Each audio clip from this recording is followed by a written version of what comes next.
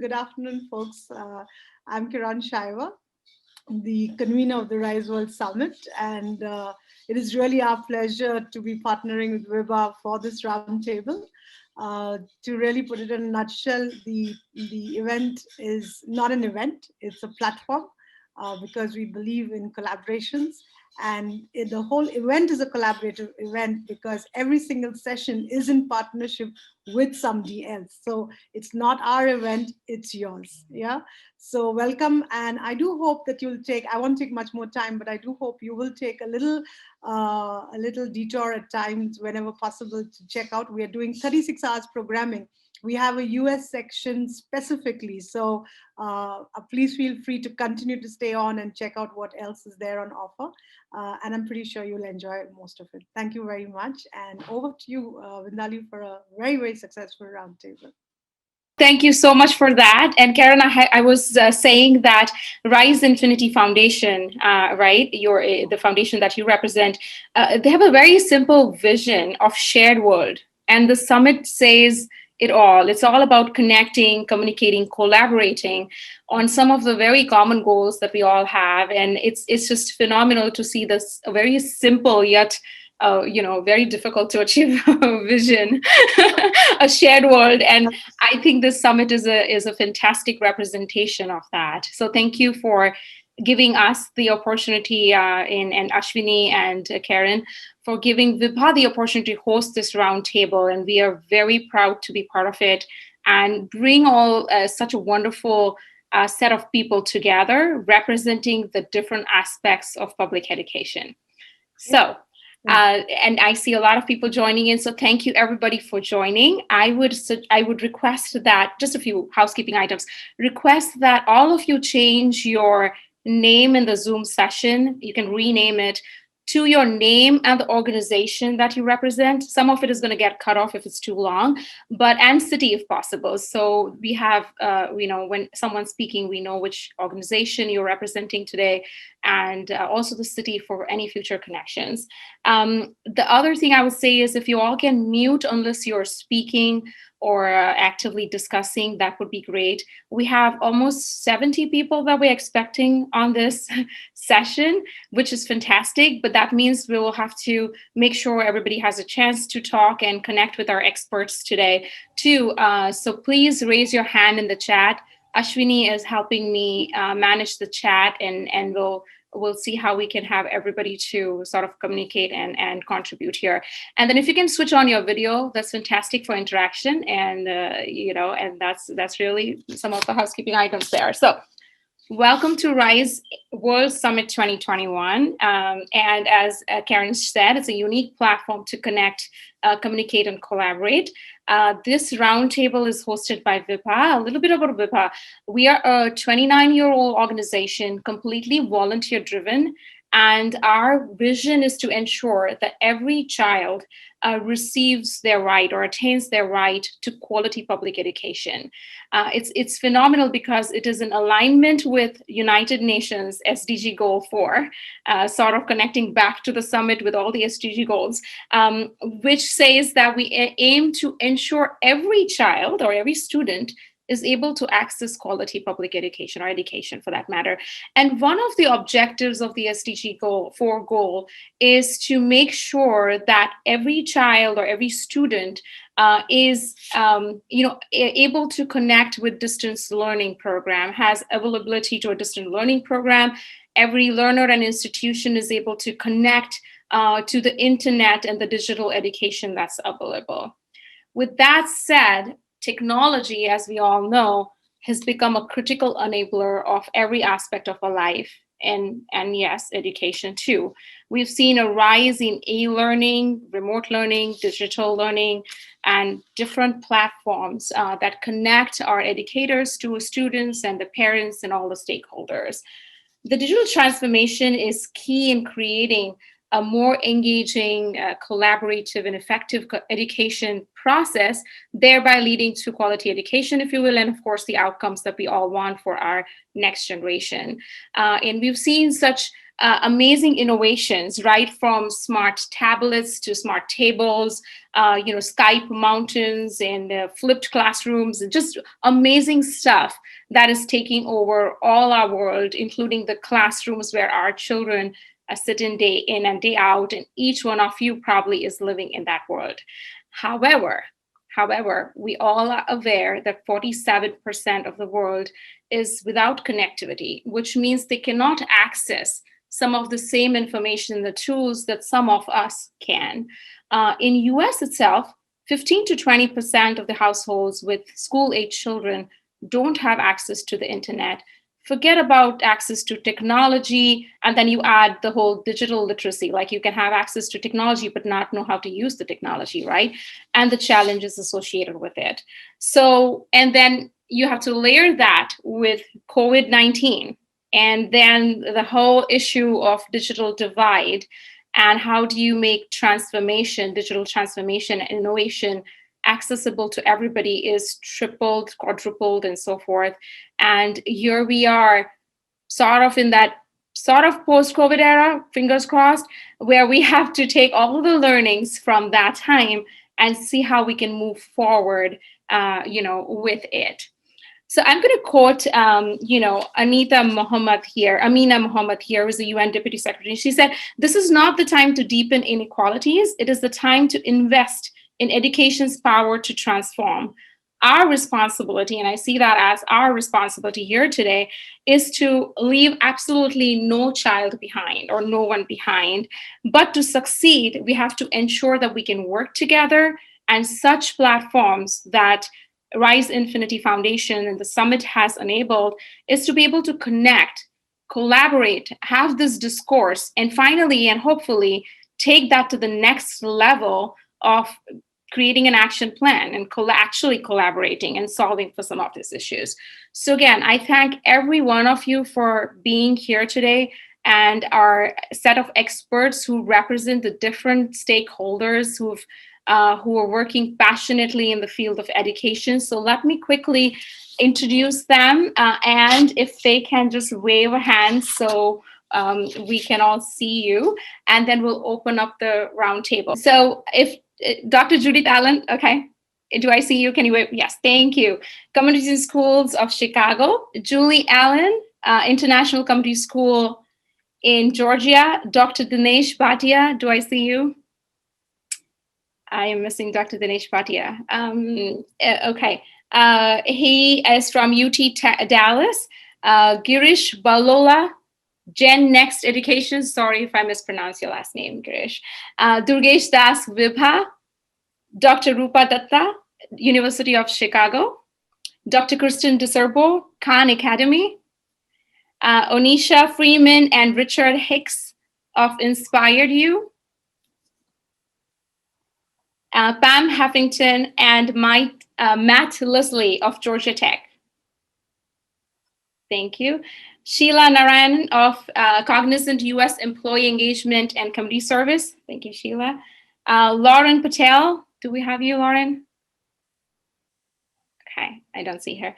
Dr. Tracy Nicholson of NWEA. Thanks, Tracy. Tina Shah of Brain Pop. Vijay Shah, Humanist Academy. Preston Smith, Rocket Ship Public Schools. Stephen Telesmanic of Schools on Wheels of Massachusetts. Vijay Vemalapalli Vibha. Hi, Vijay. And Anita Gordy Watkins of Dallas County Community College District. Right. And Ramananda Subramaniam of University of Chicago. Right. All right. So with that, that's our set of experts for today's roundtable. The roundtable is an open discourse.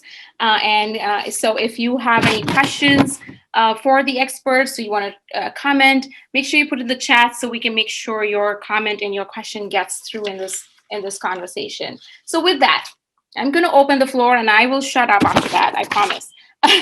I will pose the question here. With the digital transformation and innovation that we've seen across all our lives, but in particular, discussion today is the public education sector, K-12 in the US, what are some of the challenges that we are seeing with this increasing pace of innovation? So again, open to our experts to start commenting on it. But that's what I want to hear from you guys is what are we seeing as the key challenges with this fantastic innovation transformation that's happening in public education? So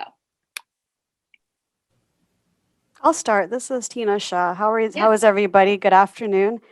One of the challenges that we've been seeing at BrainPop is supporting our teachers. Definitely in public schools around the United States and around the world, our teachers are struggling, as well as our students are quite obviously, but to be able to support them. So BrainPop has actually opened up the platform for free trials last year and this year, and we saw a huge uptake of our product being, distributed throughout the United States as a purpose. So as an example, so I feel teachers are the unsung heroes in this in the past year and a half that need our support even more than before. I don't mind making a couple of comments as well. Anita Gordy-Watkins here. I think the other thing that we are seeing is parents are needing a great deal of support because, teachers are certainly having a challenge getting up to speed, but parents, and when you talk about a digital divide, parents, whether they come from, wealthy, well-educated background, they're not necessarily educators. And certainly if you have a less educated population, that's even more of a challenge. But the other challenge is with policymakers. If you look at who's making the decisions on the technology and implementing it in the classroom, particularly in the public education system, sometimes there's a little bit of a disconnect. And if you expand that out to the public school systems, the state education system and all, this really with the COVID, it caught us off guard. So I think we need education and awareness and mentoring at all levels. Yeah, this is Sheila Narayan, and I'll jump onto both those comments. I'm from Cognizant, and that both of you are absolutely right in terms of the challenge for teachers and for parents. Teachers especially, I mean, they certainly in this environment have their hands full, especially in districts where you've got hybrid learning, because now you've got kids in the classroom, you've got kids outside at home in whatever environment that they're in.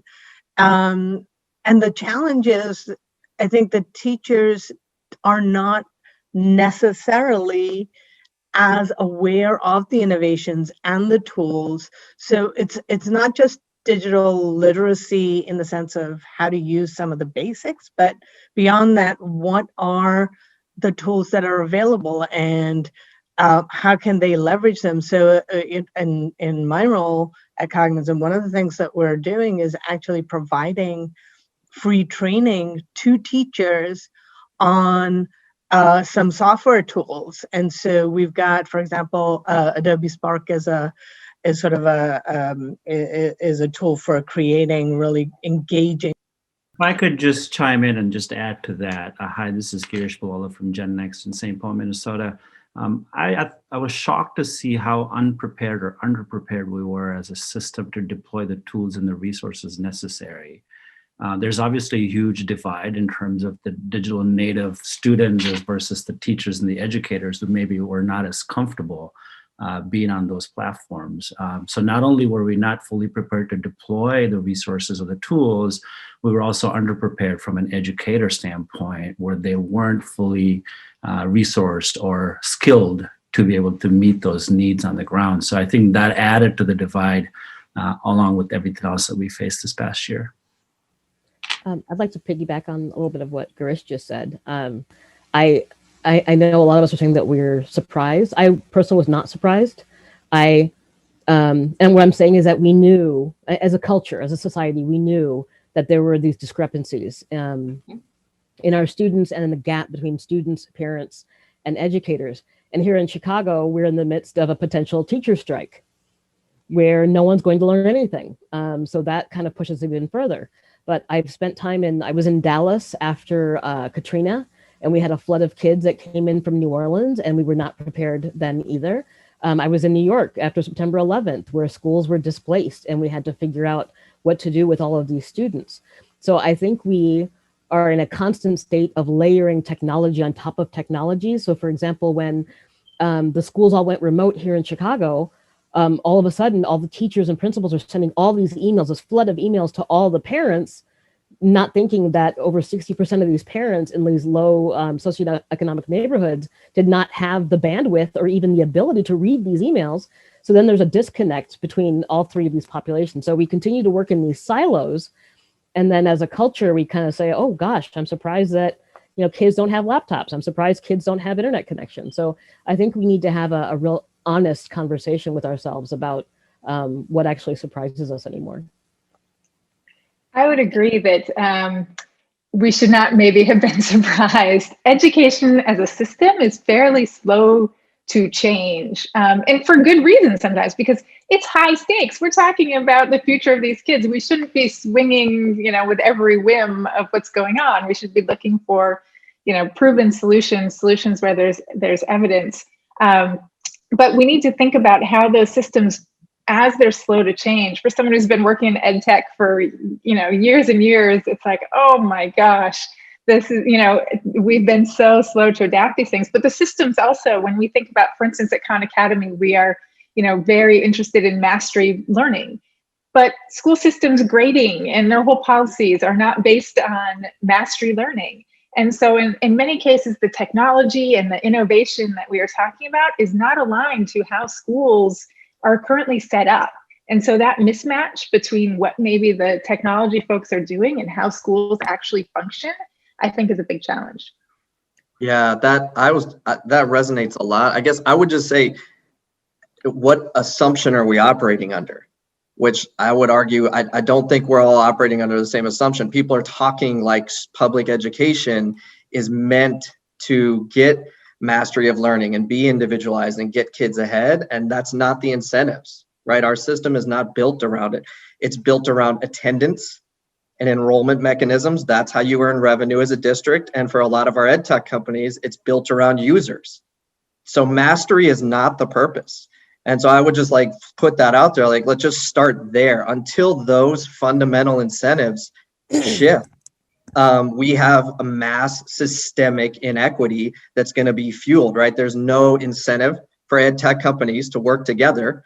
And we've had to, at Rocketship, we've always used technology, but we've had to get rid of companies that don't have high quality stuff. We've had to develop our own tool to get them all to sync together, so that the incentives of the system are not, in my opinion, especially for our Black and brown kids in low-income communities, they're not about kids getting ahead or fully giving them a competitive education as much as they are daycare or really a revenue-generating system for a lot of other things to maintain systemic inequities. And frankly, many ed tech companies, I would argue, benefit off of that because it's about users and getting adopted by the largest district. It's not incentivized by mastery. That's a great point. I see Vijay. Yeah, Vijay, go ahead. See your. Thank you. It's almost like Kristen and Preston we're just, we're in the same frequency here. I think when we think about the use of technology and technology as a tool, we have to go deeper to what's the purpose of it. And overall, when you think of these systemic issues that, my colleagues brought up, I think there's two things that have plagued the education system for hundreds of years. And until we kind of address those, or at least think about them, no matter how we use technology, those problems are still going to exist. One is just this massive industrialization of education, right? So like Preston was saying, attendance, enrollment, you start equating human beings with numbers, right? We do this, with hospitals, with the food industry and all that. And so it becomes dehumanized. And so thinking of each one as a powerful, capable human being, as a genius that, that is meant to change the world, that's where it has to start. And then the second thing is this tabula rasa, this behavioralist psychology, right? So now, we're thinking of these children and they're these empty vessels who need to be filled knowledge, whereas we're all inherently curious. We're all inherently meant to do something great in the world. And so if we can provide them the right tools, if we can use things like Khan Academy and just get out of the way, they will learn because they want to. And we've seen that, you know, with experiments like with what Sugata Mitra did in the villages in India and stuff like that. And I don't know if you guys are familiar with the Acton network, but we're part of that. It's just incredible results. And I know we'll get to solutions later, but just really thinking about those deeper issues, or else technology is just going to kind of put a Band-Aid on like this bleeding open wound. Thank you, Vijay. Ramanath, I think I see your hands raised there. So Hi, thank you. I lower the hand.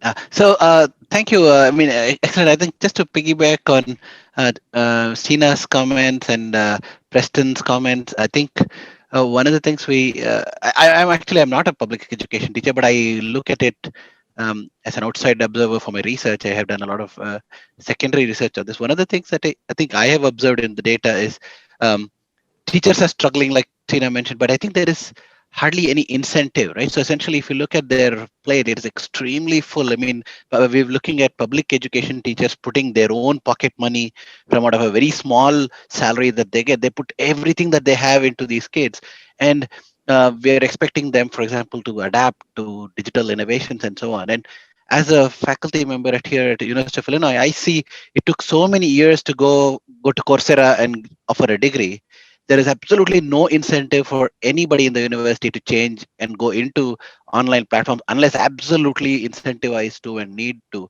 So if you think about teachers, why would a teacher who has their plate full, who has no money left, who have basically taken every little savings that they have, put it into kids?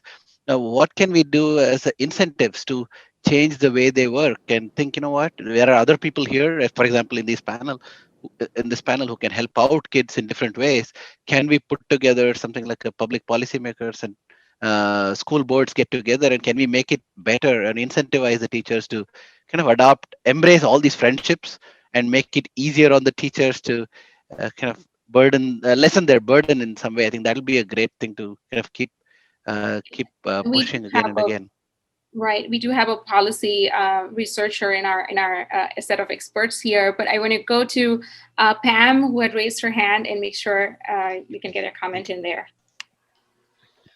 I was just going to say, I think even to make this even worse is we change the field on a daily basis. We change the field for kids, for teachers, for parents every day. You know, here's a new technology, here's a new schedule. Oh, we're going to do in person and virtual. The amount of change fatigue that we're introducing to everyone is extreme. And from a child parent point of view, I'm also concerned with the data security of my child's data, because I feel like every week there's a new tool that she's signing into, and I'm like, that's a lot of data you're giving them. But it's, you know, from her point of view, she has no, because it's the grade and she has to turn it in. That's right. That's absolutely right. Great point about the fatigue that we all have in our lives, right? Throughout our lives. But Julie, yes.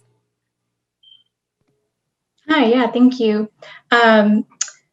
I was thinking about what some of the other folks have said just about kind of this human piece that we're facing. The technology is great, but you know, it's the humans that are using it, whether it's parents, it's grandparents, and getting through the language barriers. In my school, we speak 33 languages in my school. And so not only maybe having a barrier with technology, but perhaps a language as well. They may have lots of education, lots of assets in their background, but how does that translate into helping their child online? And so I also hear a lot of talk about like teachers not having the tools. I would say it's the opposite. I think teachers have so many tools and so many things coming at them, and so do school leaders and so do parents.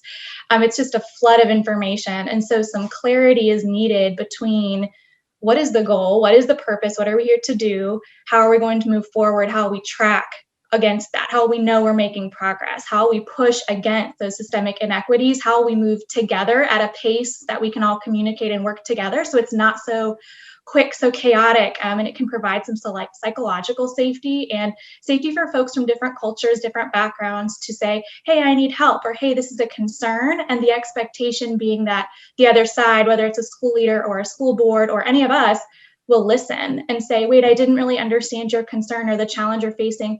Tell me more about that. And we can't do that when we're moving so incredibly quickly and throwing so many tools at people all the time. So I think regardless of what we come to as a roundtable, I think we should really think about the pace of the change and whether or not it's inclusive and done in a way that's equitable for everyone. That's a great point. Tracy, you had raised your hand. Yeah. And I'll just kind of piggyback on that. What Julie had said. I mean, I think teachers do have a lot of tools. Districts are oh, we're going to use this tool, we're going to use that tool. But the things districts struggle with, is it the right tool? Are we looking at the data that we have for students and in our schools, and are we using the right tools in the right way? And that's why I think organizations like Khan Academy do a great job making sure that students and BrainPop getting them in where they need to be, the instruction, but every company is not that way. Every organization is not that way. And teachers need that information. There's so much you can get when you're live with a student, just informally questioning and querying. That piece is much more difficult when you've got 25 kids on a screen and you lose some of that piece. So I think the importance of looking at student performance and where those gaps are has become even more important, but it's also impacted by this digital divide and resources. And so those children are just getting further behind. Absolutely. And I know we have Inspired You, who's been working on, not leaving anybody behind in the digital era before COVID, pre-COVID times, So I do see Nancy, your hand up there, and I apologize for not having introduced you as part of the experts. So Nancy Humphrey, thank you so much for joining. You're so welcome, and don't feel at all, don't apologize. I'm a school board member, 11 years as a school board member in a suburb of Dallas, Plano, Texas, and we're a high performing district, but we do have about 34% economically disadvantaged students. And so what I wanted to talk about is governance, and our board is very intentional about resources in our district. And so we intentionally have a technology plan, like a 5-year, 3-year technology plan in place. So in March, when all of this pandemic, closed down the schools, we already had a one-to-one device for our students. And that was not by mistake. That was by intentional planning and for years prior to, and, going out for bond for the technology. And then we emailed our families, right? And reached out to the families, and those that responded, we were good with. And those that didn't respond, our principals got on the telephone and reached out to every family who we did not have connectivity with. And then we went to some of our, we're fortunate to have businesses in this community, and we were able to get hotspots for, we spent about $30,000 on hotspots for those students who didn't have connectivity. Before we got those in place, we made certain that our parking lots had connectivity for students if they wanted to come in. That was in the emergency phase. But once we got the hotspots deployed, we had 100% connectivity of our students by May 5th. That was amazing, but that was no accident, because we are committed to our community. We have amazing leadership, and I do believe that we focus on educational outcomes. We're not focused on enrollment. So I have to disagree with the gentleman that said we're not focused on educational outcomes.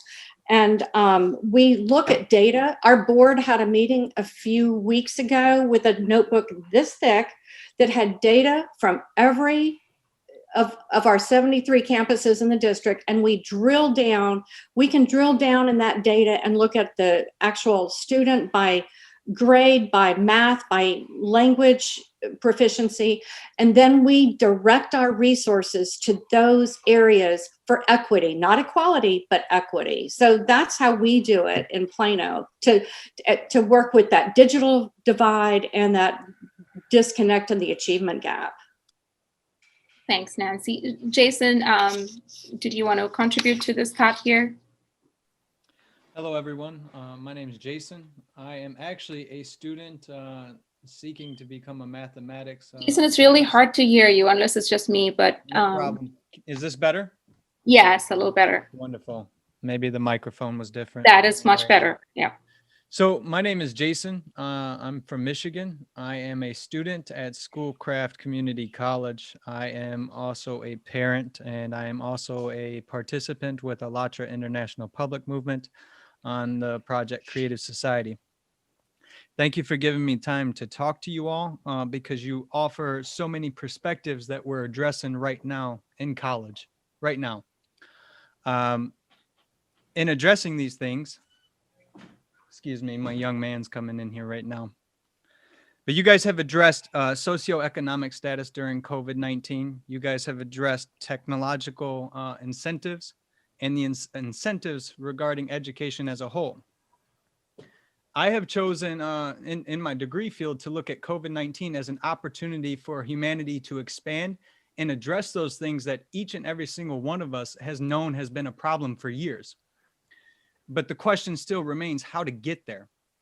And how to get there is the openness of information between educators, facilitators, school boards, within the local government communities. And the most important facet we're forgetting is the children themselves and the parents. Now, many of you may have forgotten or maybe not, but hey, young man, I'm going to be open about it. But many parents don't know about educational psychology. Many parents are not equipped to handle these situations that many of us educators handle on a daily basis in the classroom, such as classroom management. And we're not addressing the parents' issue that they're worried about a job. They're worried about their lack of ability to do this job. And I think teachers, I think Nancy had actually offered a solution, is to remember that we are educators, right? We do this altruistically. No one is here to get rich being an educator. It's not feasible, and it defeats the point of the job. And when we take it on ourselves to communicate with the parents more efficiently, doing everything within our powers to communicate these educational services to them, we know it's a problem. We know that they're not going to be able to do it. The parent doesn't have time to address whether or not there's an internet concern, so we can take that upon ourselves and give them solutions. For example, Nancy had also brought up here in Michigan at the colleges, we set up hotspots. So if students can't do their schoolwork or they don't have internet, well, the school had invested in putting internet hotspots in the parking lot. Yeah. And thank you so much. That's all I wanted to add. I don't want to take up too much of your time. I think that we're doing what we can right now. And when we share these creative ideas together, we can better address these problems and bring them forth so that they're actionable solutions. Thank you. No, I think the openness and between all the stakeholders and sharing, and that's what we are doing today. So great points, Jason, there. I know, Richard, you are in the middle of the digital divide, and before COVID, way before COVID, and trying to close this. Can you share your perspective on all the comments that have been made about closing that divide and what your experience has been? Yeah, and thank you for having me. And I've been doing this work for 13 years and seen the transformation from where Atlanta was and where Atlanta is now. And there's a fine line with ambition and innovation and making sure that you're not outpacing using that to outpace to create revenue streams for yourself and create this sort of digital divide by losing focus. And so I watched a lot of things that occurred in the space of trying to get more money, trying to get revenue, trying to balance your budgets, trying to do the things that's needed. And what's encouraging is hearing what Ms. Humphreys mentioned about models that are working. And those are the things that, in order for a society to thrive and combat this lack of equitable access to education and training, and fixing that is to make sure that we are communicating as a society with models that are working. We need to talk where we're having problems, and sometimes hubris set in where no one wants to talk about their problems or want to get a better view or a better lens into it.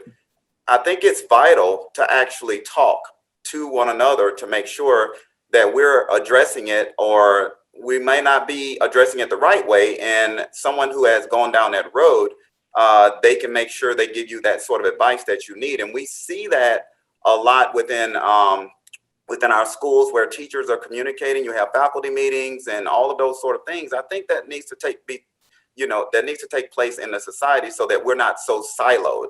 We're siloed in our issues, in our different governments, our different, someone that is in a county right next door is having some major problems, but the county next to them are doing fairly well. And why is that? Why can't you actually communicate? And the digital divide is something that I've been seeing has been kicked around, and one society has it down pat and the other one's sitting here with lack of resources and no one's connected. And I think that as a society, we have to make sure that we are communicating and we're addressing the needs, and not so much as looking at funding. We know that's something that has to take place, but we're using that sort of innovation and ambition and roping that in and outpacing and creating these needs that are just getting wider and wider.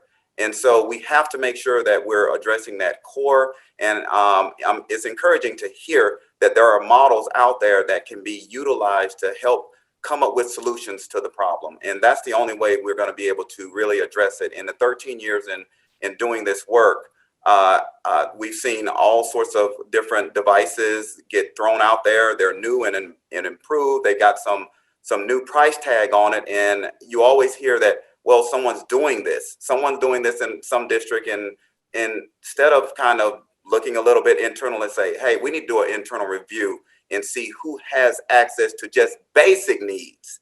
And once you solve that, then you can do that. We always say a baby has to crawl before they can walk. Well, sometimes we have to do that in society. And this is one of those moments that COVID has really sprung upon us, that we need to do an internal review of where we are, communicate, and some of that is taking place, and we need to take those models and elevate them and try to see if we can move it across lines.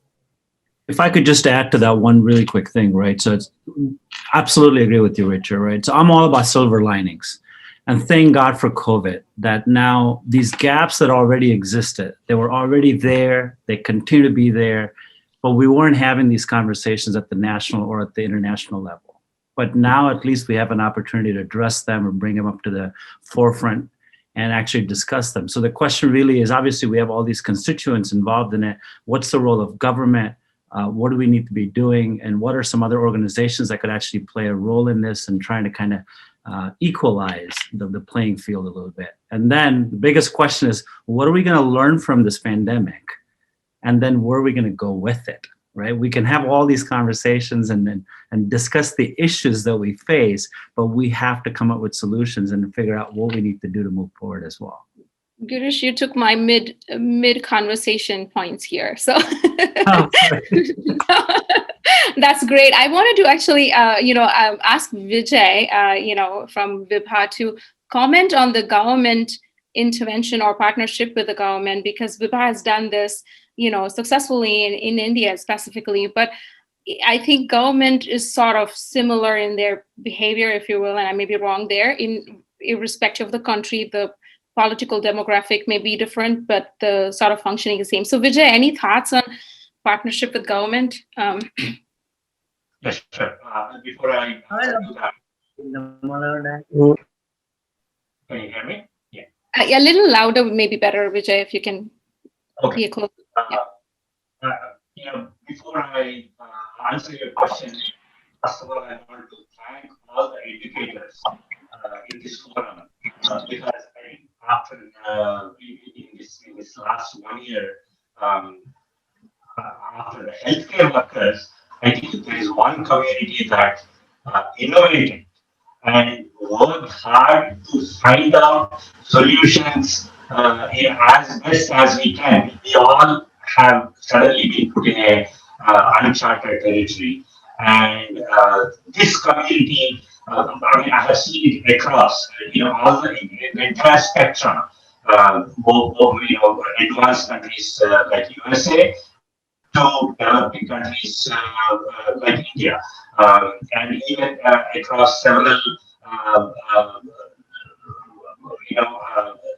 other strata as well, high-end schools, low-end schools, even within the government schools, the schools in urban versus rural. There is such a huge spectrum, and across all the spectrums, educators have played quite an innovative role and did the best they can, and in some cases spectacular, like what Nancy from Plano had suggested. They have come up with so many innovative solutions, bringing the teachers, bringing the parents, in the case of lack of resources, to the parking lot. Wow, that was innovative.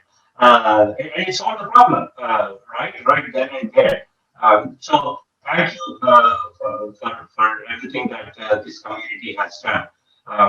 And we at Vibha are very focused on public education, both in India and USA.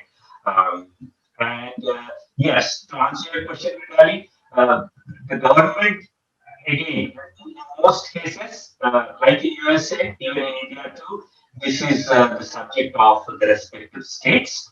And each state, depending on their COVID situation, had done as best as they can, innovatively.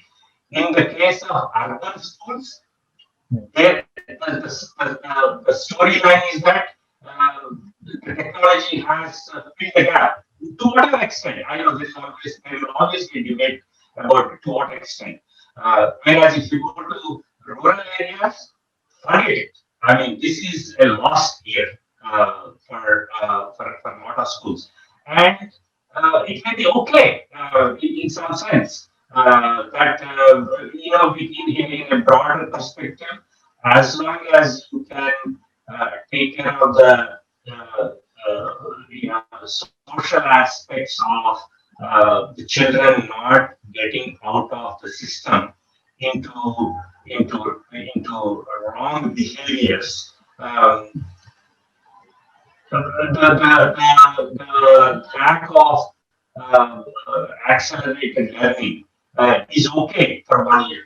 So these are all the issues that we have learned in India, and governments are doing the best they can, as much as they can to open the schools, as much as they can to provide technology and solutions. So the story is there. It's at all level the same, both in USA and India. Yeah, thank you, Vijay. I see Unisha and Durgesh your hand up, but I want to sort of turn to Rupa for a bit, because you're in the policy side of things, and can you shed some light on education policy and how that is translating? Is it statewide or is it countrywide? How any light you can shed on that aspect? My head has been somewhere, so I might start where I was thinking and come back to some of the very interesting questions you posed. I think maybe we've spent a lot of time, I think, implicitly talking about our major school districts and how most American children get their schooling, or we attempt to give them their schooling. I think one thing the pandemic has really made evident for us, which we all kind of knew already, is that we've been asking increasingly our schools to provide childcare, provide career prep.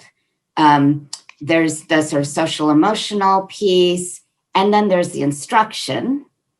And the best remote learning has continued the best information technology that had been happening before, really on the instruction piece. But are we now thinking about a point where we could disentangle the childcare from the social emotional supports from the instruction? Could we think about newer staffing models where who is best to provide supervision, or who is best to nurture students in terms of their socio-emotional growth is not necessarily who is best to teach you math. And a lot of the technologies to date have really been on the student. There's a great technology and it's on the student to be motivated and to get it going.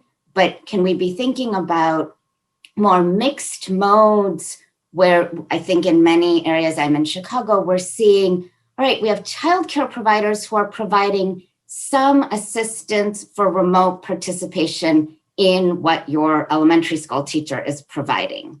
So that's a lighter lift for the childcare provider, but assists the parents and the teacher who are otherwise really trying to accomplish a big feat when you're trying to get a second grader to learn online. So I'd love to see a future, maybe not in this country or maybe only in secondary and higher ed, where we start decomposing the different tasks that we're currently asking our educational institutions to do, so that maybe we could have different skill sets providing these different needs. And so the staff, you have more like coaches and counselors providing educational supports that are mainly delivered through the technology. You could solve staffing problems. You could improve the cost of schooling in certain respects.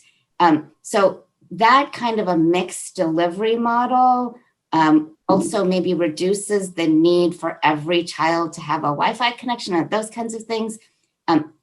So from my policy perspective of trying to allocate the resources and the strengths that different parties have, that's the kind of pie in the sky thinking I have been really excited about.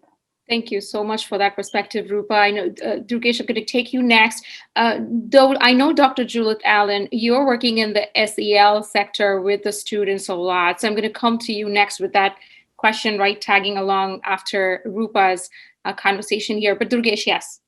Yeah, so I'll not take much time, Mindali, because I know that there's such a great panelist here. I don't want to be that person but I want to take the focus back on child, actually.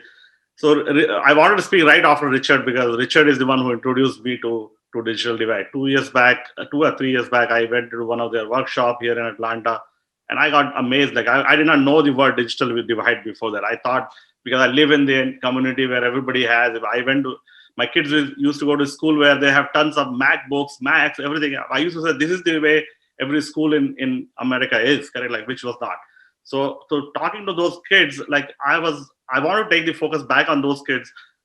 You'll be surprised to know that in the month of April, Atlanta Public School, 34,000 kids did not have any access to their Zoom session classes. Atlanta City Public Schools, 34,000 Chromebooks were given through a public-private partnership through Comcast and other thing, and now they can at least connect to the class inside the major city in America. So and Vidushi, who has written something in chat, and that the focus, let's try to put the focus back on child to see, and those children who don't have access to, forget about software we are talking about, or what kind of access teachers can provide. They don't have broadband, they don't have laptops or Chromebooks. How are they studying? What are they going to? So my point of view, from Vibha point of view, was that, like, can we put the focus on those kids and see what we can do together? Again, I think we can go back to our discussions on where this gap is bigger, and actually it has become bigger since COVID-19. It has not shrunk, actually. So that's my point. So let's go ahead back to the discussion. I don't want to be. Actually, there are such a great panelist here that I just want to keep on listening. This can go on for hours. I agree with you, Durgesh. And I think the learning gap, existing learning gap, and then that's widened by the digital divide crisis and all of that. Onisha, you had a comment in there, and so go ahead. It's kind of related to what Durgesh was saying, I believe, with digital divide. So did I lose her? Hi, everyone. So what I was going to say is kind of taking it back a little bit. I remember a few years ago being in a room, like Richard said, we've been distributing devices for 13 years to low-income families and providing digital training to them as well in conjunction with receiving that device. And then we provide technical support to the device, which is a really important piece because the computers, the life of the computer really depends on whose hands it's in. So if you have kids, you know that sometimes they're not as careful as you would want them to be. So that technical support piece of the device itself is critical for our community. So we're really unique in that space and really fortunate to have the infrastructure to be able to support them in all three areas. But I remember a couple years ago being in a room and we were talking about how the work we do, and we were laughed at. People stood up and said, "Why would you give them free stuff, like free computers? Like, why would you do that?" You know? So I was shocked because I'm like, "But why wouldn't we do it?" You know? But it was a thing where just a few years ago, to some people, this was like a crazy thing to even do. You know, and the computers that the devices for us, it was all about the home learning environment, because we were conscious that the devices in the school building were very important. The technology that the school owned and the expense, the budget, that the cost of that was really heavy for a school. So if the families, if they were confident to know that there were computers in the homes of their students, that could make a big difference. So as you can imagine, the devices that were distributed prior to March 16th, which is the first day that schools closed here in Georgia because of the pandemic, all the devices that we had distributed, it was a proactive approach that we had took. And so it really helped those schools to know that we can hold on to our technology that's in this building. Now, if they had to give it out, they had to give it out. But then we now create another challenge that when everyone, whenever that is, comes back into the school building, the technology and the cost of replacing that technology is going to be vast. And some of the schools, especially in the lower income communities, will not have the opportunity to do that. But just to add a note of hope to this conversation as well, is that one thing that I've noticed is that because, you know, our focus is on our parents are way more open to learning technology. People that before was like, I don't want to touch it. The kids are good. I don't want to have nothing to do with it. Now they are very open to learning. Our senior citizens who have, maybe taken care of their grandkids, they're so much more open to knowing how to use the computer, embracing the technology, putting the apps on their phones, emailing, checking their emails. Parents weren't checking their emails as much before this. Now they're more willing to do that. And even paying for internet access. Parents who would have said, I don't want an extra bill, now are open to making sure that they have that, paying for it if they can, so that the kids have the access that they need. And that alone, that home learning environment being better prepared is going to be a benefit to our kids for the future. And just that simple openness has just been amazing because that's going to affect all of our kids for the years to come. And so I think that's very hopeful for the teachers, for the nonprofits trying to help support the families, for the principals trying to communicate with the families, just them being willing and open to this digital world. People that have shut it out in the past, is super hopeful for our future. Yeah, it appears like we don't have an option. We can't shy away from, none of us can shy away from digital technology. Vijay Shah, you had a comment in there. Yeah, and then I was just, so mesmerized by what Onisha was saying in terms of, I just want to commend your guys' effort for getting all those devices out there. It reminded me of I think it was a TED Talk where someone shared that it should be like water and food. Having access to the internet and technology should be almost a requirement in that sense, so that education can be, for all. So that's really, really cool. I had a thought about what Rupa had shared earlier. Just her being able to, can you guys hear me okay? Yes. Okay, cool. A point that she brought up really, struck me in terms of the role of the teacher and the role of the adult. And I think too often, we started this discussion talking about more support for teachers. And I think part of the issue is that we lost you, Ajay. Hello. Okay. I think while Vijay is reconnecting, Dr. Judith Allen, did you have a thought on the social emotional learning aspect and things that Rupa had just talked about? Right. Because you do that, right? You do that in your daily work, yeah. Right. In Chicago, we do that. And I just put a comment in the box about that too, is that we all have this excitement about the technology aspect, but we really can't forget that there has to be a social, psychological, and emotional connection. It needs to go hand in hand. We've been seeing a high number of kids that hide behind technology because they feel safe within that. But then that also translates into a high number of suicidal ideation, kids, attempting suicide, feeling so disconnected because we've pushed forward all this technology. So we have to make sure that we are cognizant of the price that we're also paying for this. So I'm a big fan of kind of going back a little bit and taking a step back, is that for every laptop that we hand out, that there's a human connection. So like when Onisha was saying about the technical support, the technical support should include that face-to-face, that interaction, that, hey, don't forget, you're not a cyborg, this isn't a part of your body. But there's we talked about SEL, and Vandali, you and I have talked about SEL, because sometimes to me, it's like SEL is just what we used to do back in the 70s and 80s, but we put a label on it and it's the new hotness. It's like, ooh, SEL. No, that's what we were doing back then. This is just different now. And even as I sit here and I'm sitting at my desk at home, and I'm looking at this on my desk, if anyone remembers what this is a beeper. So I have on my desk like random things that were the hot technology back in the day, but there was still that aspect that you had to interact with people. So that's just a piece of what we do with SEL, is that with the work that we do on campuses here in Chicago, is making sure that our kids see a face, have a connection, they're able to identify their feelings, be able to do all of that. And then technology helps supplement and enhance everything that they're learning to be as human beings.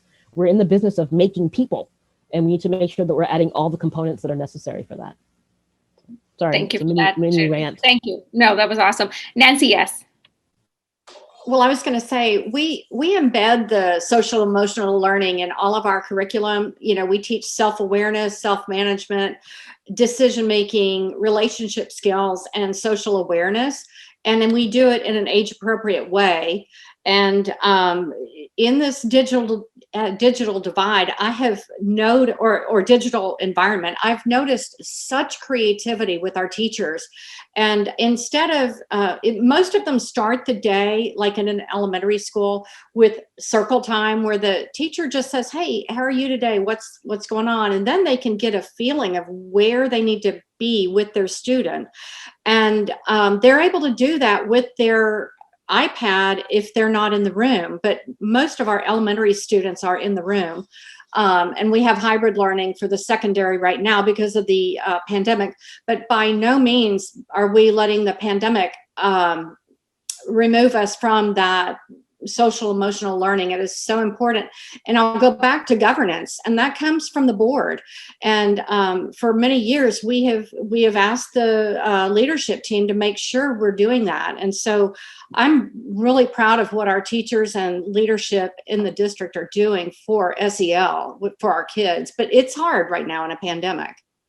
And Nancy, it does feel like there is so much of learning from what has been successful in your district that we can sort of collaborate and scale up, or replicate, if you will, across other cities and districts. So thanks for sharing that.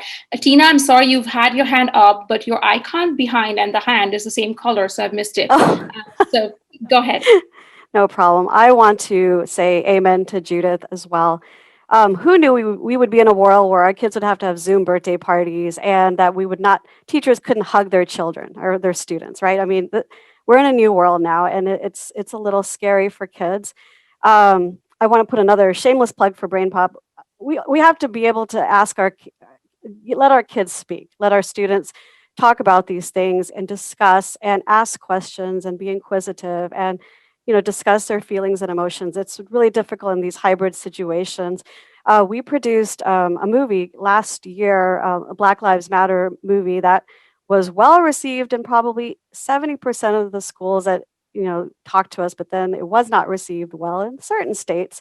And we took a lot of flack for it as a company from the people that were not too happy with how we presented things. But the entire goal of what we want to do, and education technology definitely has a role and a responsibility to do that, is to be able to share and open those discussions. So I agree with you, Judith, and I feel that it is a responsibility that we all hold really, really tightly to us, because we have to be able to let our kids be kids.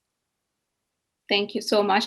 I know we are almost an hour, believe it or not, and I would love for this to go on. But I see a lot of conversation happening in the chat. So I'm going to request Vidushi, I know you've been sort of going back and forth in the chat, to see if there are some questions from the rest of our attendees here and experts here that we should probably bring on before we move on to sort of discussing the solution.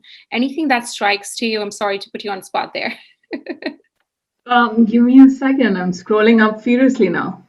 Rajat, please go ahead with your question while Vidushi's scrolling through that. Or comment if you had one there. Hi, I'm Rajat here from India. I'm a teen life coach for teenagers, and I've been working. I think the last 7-8 months have been very challenging for all the three stakeholders, may it be the students, the teenagers, especially the 15 to 17-year-olds who were like caged into their houses and they could not really move out. And kudos to them for, taking this time and, doing the best possible. But they've experienced a lot of loneliness in this time. The anxiety in teenagers took a very different turn. They became very aggressive. And what I also observed in this time, and I'm going to take that up, is the parents and teenagers connection. It was never before that they realized that even though they have parents at home, they were still lonely because there was no rapport. There was no connection between the parents and the teenagers. So even as educators, I just want to add to what everybody else has said. If we can add rapport creation in this online world, where we are stepping into the shoes of the teenager and implementing things in a way, for example, if I'm working with someone and if there are students who enjoy soccer, if they're Neymar fans, if they have those interests, if they enjoy rap, whatever it is that they enjoy, if we incorporate that in our conversations with them, they feel more a part of it. And also, I always say it's about unjudging your teenager. So if we can have conversations with them where we are not simply giving them advice, but we are trying to listen out to them and having conversations that are more non-judgmental, but where we are listening out to them, where we are appreciating them. We don't see a lot of teenagers getting appreciated or listening good things about them these days. So if we can do that and have acceptance come in conversations from educators, as I believe Nancy placed some beautiful points, also to make the students realize, as we talked about the digital divide, from there are students who have a lot of access to it and we are trying to pull them away from it. And there is another where they have no access to it at all. So if we can incorporate the qualities of gratitude and help our teenagers understand the values of what they have, I think we can have a world which is united and which is really, really wonderful. So that's all I wanted to add, and thank you so much. Wow, Rajat, that was excellent. I was taking notes for my teenager here, so it was. Thank you so much for that. It was very, very good. Vidushi, coming back to you, any questions that we need to address before we move on to our next sort of solutioning session? Yes, Russet Golding is asking, is anyone using public TV for great teachers to broadcast known good instruction? Any thoughts here? Yeah, and in fact, I had replied on the chat that yes, I have not heard of the use of public education, public TV for education in USA, but it was tried in India. Guess what? You know, in such, particularly in rural areas, um, there may not be a bandwidth, but there is still public TV. So it was used. It was, there was a schedule that was put out every morning, 1 hour per grade. You know, the 8 to 9 p.m. for sixth grade, 9 to 10 p.m. for the seventh grade, so on and so forth. Again, these are all innovative ideas that make the best use of whatever is available. You can always argue about the effectiveness, but it was used. Thank you, Vijay. Thanks, Vijay. Vijay, your voice was breaking a little bit. So just to clarify, what we heard is that the TV was used, in certain, with a little bit of, I guess, benefit to that. But Vidushi, if you're okay, can we move to our solutioning session? It feels like this is a good segue into that. Okay. All right. Thanks for that.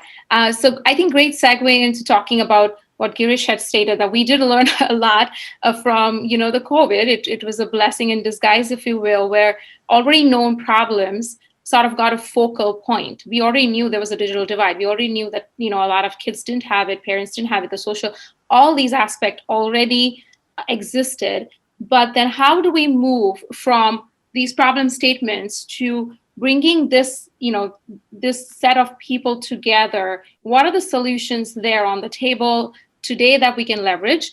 And like Nancy, you mentioned, and there is so much good innovation that's happened. How can we sort of scale that? How can we take it beyond one district, one school, one city, and have scale it? And I want to sort of ask Matt and Pam from Georgia Tech. You've been doing some excellent technological innovation in the higher ed space. Any solutions out there that you're thinking could be relevant to the K-12 world, and then we can sort of continue from here. Sure, I can go first. One of the things we heard from many of our faculty when we first pivoted to remote instruction last spring was the concern about student engagement and being able to gauge where students were, where they felt they were, how they were performing in the classroom. And so just as an example, we built a tool at Georgia Tech that enabled students in 30 seconds or less on a weekly or daily basis to quickly give a self-assessment how I feel like I'm doing today. We called it KPI, for Key Performance Indicator. And then we built a dashboard for our instructors that shows up in their course as a heat map.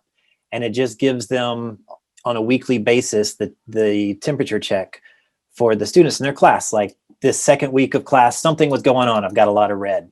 And we did this initially thinking that this was going to get us through COVID, when faculty members who were teaching online and weren't used to teaching in that mode, helping them get through that. But now we're realizing this is going to be valuable to us well past COVID, even when we're back on campus and filling up our lecture halls again.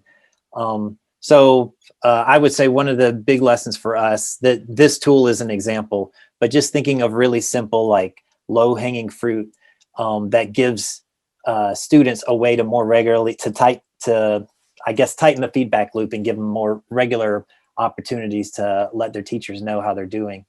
So anyway, that's one example of a lesson we've learned. Thanks for sharing, Matt. Pam, did you want to add to that?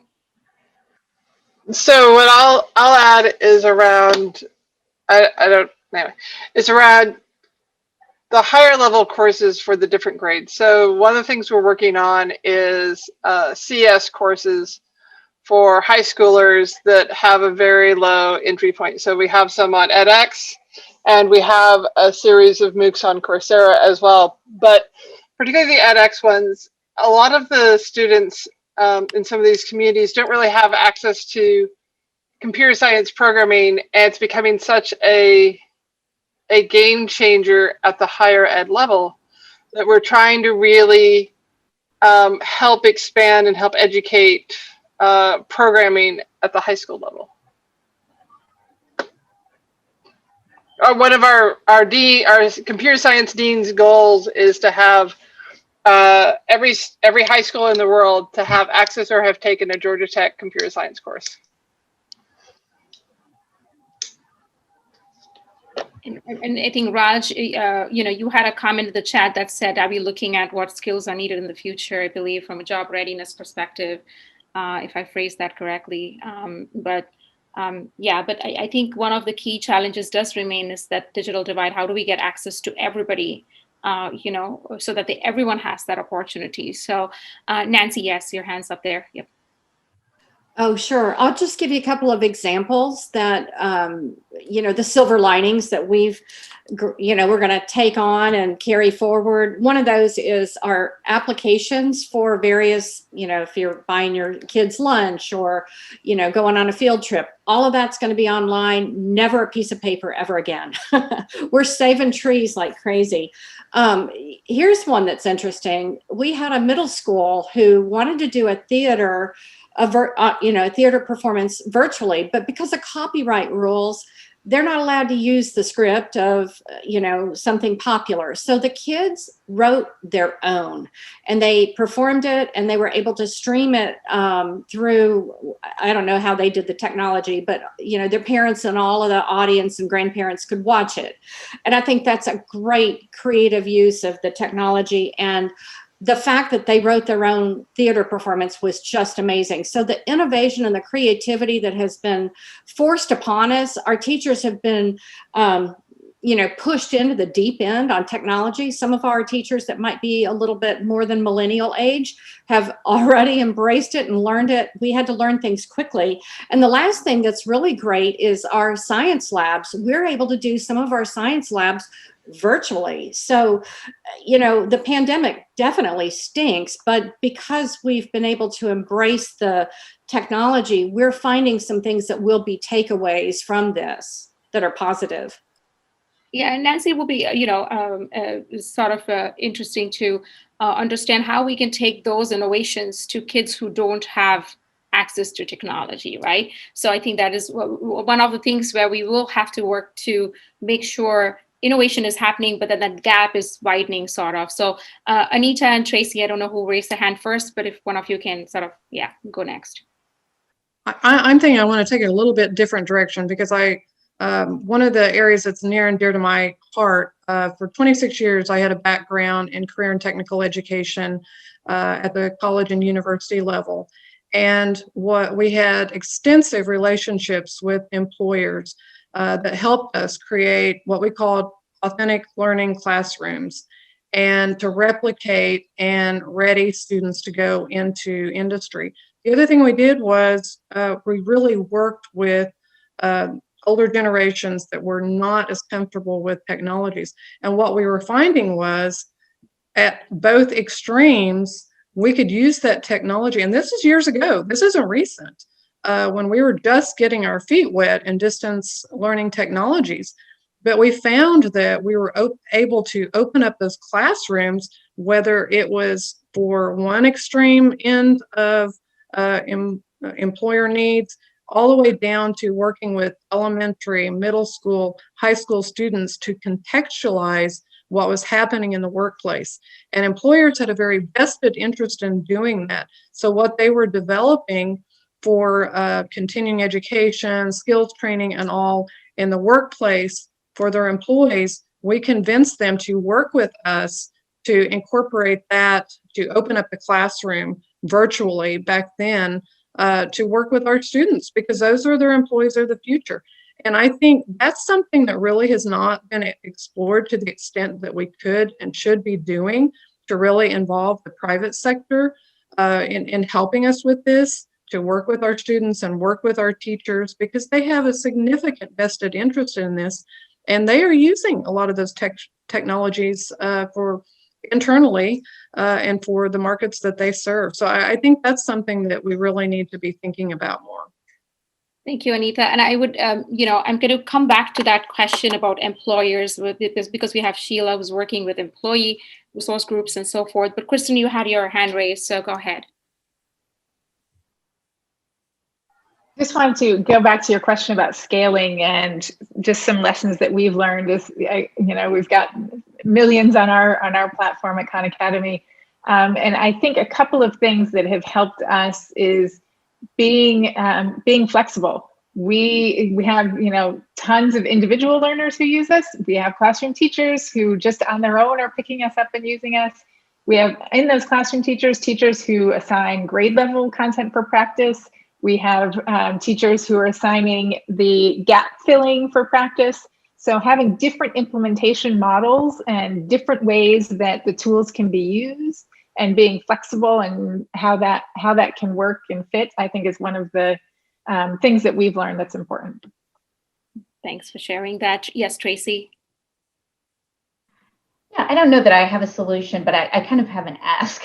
So I think, there's a lot of monies that are flowing to states right now through the CARES Act, the second round of the CARES Act, to help with technology, to help, implement different instruction in schools and classrooms.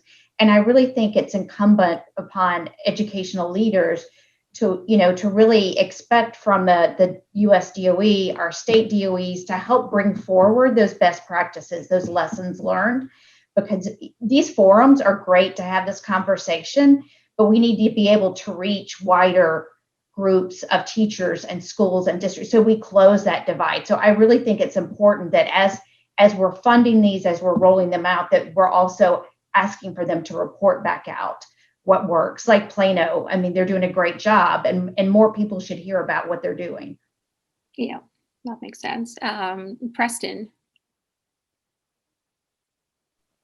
Thanks. Yeah, in terms of things that are living on, I was thinking about a couple things for us. So one of the things we learned in this pandemic, we created something called CareCore. So essentially in our model, our teachers are already specialized, meaning some teach humanities, some teach STEM. So very much, there was earlier conversation about too much for teachers to take on and all that's expected. What we learned, and it was pretty quick when we were trying to connect some of our families with internet, just how to navigate a system, how to make the call, who to talk to. And frankly, when 6, 7, or 8 families are living in the same home, right, and you're renting, then the landlord doesn't let you have it, or you've already got somebody who has a hotspot. So we created, it was essentially like a social services team with our operations specialists. We created this separate team. And so that's going to be something ongoing, which has been critical to helping our families understand how to navigate things now, like rent forgiveness, food, domestic abuse, housing, just a ton of things. And so we've got that into kind of this point, trying to create more supports for our families, but also not obligate the teacher to have to know how to navigate that. And then a shout out to NWA, Tracy, because we have a tool internally that allows us to sync up multiple online programs, but now we've got it. So with NWA data, we can personalize it even more. So kind of like Kristen with Khan Academy, your Khan mappers. And so we can do that with multiple programs. And so we're going to be specializing homework. So one of the things coming out of this is, instead of our teachers, what they assign both in class and out of class. And some of it, kids developmentally, they still need to write, they still need to have that muscle memory. So it can't all be tech. But we're going to be able to really more personalized, in a much more personalized way, assign practice and homework. And we're actually trying to get to a place where we can share this tool, because we think in terms of like interventions for kids and supplementary, especially when integrated with multiple like really high quality online programs, it could be a real win for other kids. So those are some ongoing things that are really going to be powerful for us, as well as just things we knew, like deep relationships with our families and home visits and community meetings were essential to really enabling the trust of CareCore with our families. And so continuing to really invest, not just in technology, but really this human side and relationships and community, and how much that matters to fuel ongoing good work. And Preston, to clarify too, you're also working with marginalized communities, right? Is that right? So you're working with the solutions within communities that are in need. So I just wanted to clarify that as well. Girish, I think you were next. Thank you, Vinali.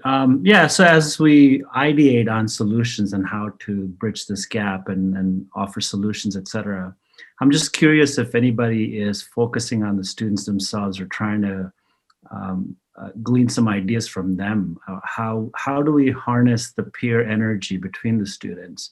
How are we creating safe spaces for the students to be able to interact with each other? And I guess this may be a little bit of what Rajat was talking about, listening to the students themselves.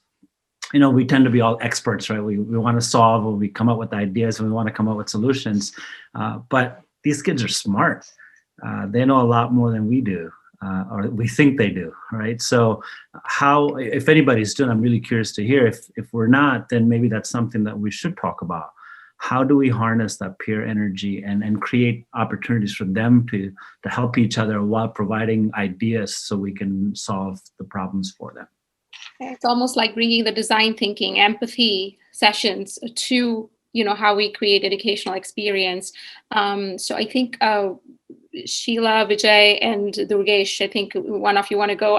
I'm losing track of who's putting hands up, so go ahead. I'm trying to give you the order. So if you check your phone, I'm sending you that. I have actually a couple of quick questions. Same thing in line with Girish, like using students, correct? Like, so I was saying that why not we use high school kids for educating at home, correct? Like, did anybody is doing that? Like train the trainer concept. We train and they go and train their parents because they know technology better than many of us, correct? Like the other question was, and you don't have to answer, is use of mobile phone as a educational medium, which a lot of our partners in India are using it. Very, very raw technology, but they are using it.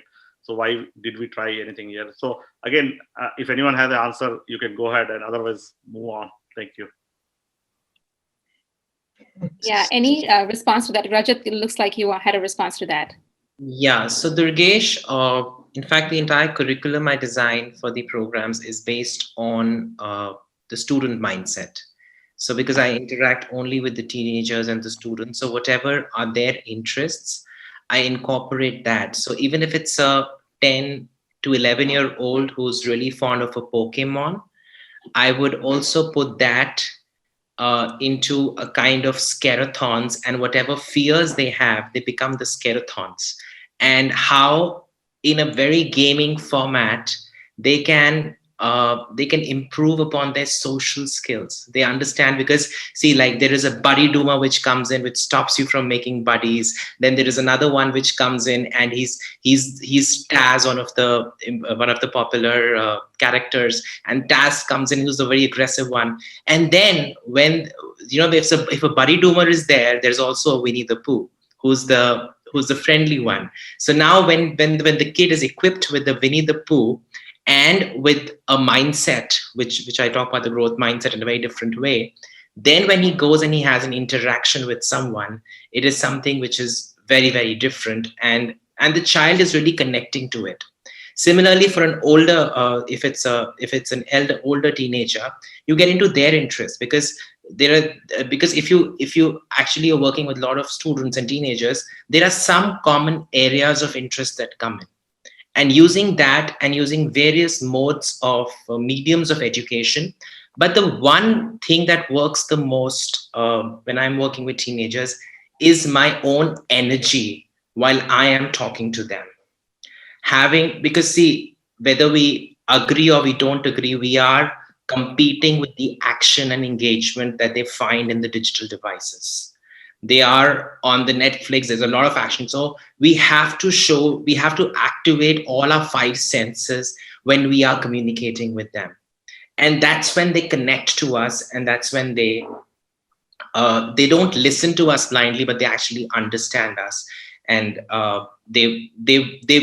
it's about them finding their own solutions rather than we giving them the solution. So it's more of a questioning technique, or more of a fun technique to use to get into their worlds, and then having them nurture. So that's what's the title of my book, Unjudge Your Teenager, to nurture their true potential. So that's how you can nurture their true potential. That's all I want to say. Rajat, all attendees get a free copy of the book. So no, thank you. And that brings back to the attention, like Durgesh was talking about the attention to the child, right? It's almost that bringing that empathy sessions to the child. Julie, I think you were going to say something. So. Yeah, I'm hearing this theme between Rocket Ship, Nancy, Rajat, kind of just because at ICS, we've also enabled our community resource center and some of our translators on staff to reach out to every single family multiple times and figured out the best way to contact each household, whether it's multiple families in a household or multiple siblings in a household or whatever it is. We know what that is now. We know where everyone lives, what they speak, what the best way to get a hold of them is quickly, right? And we did that because of COVID, and we needed to find out what they needed. And so it sounds like a lot of us who are kind of in schools or school systems have done that work, which is great. And it also sounds like I'm hearing a lot of just relationships and getting to know the families, what they need, hearing their concerns, hearing the barriers, the Wi-Fi, the food, the social emotional, the care, the childcare.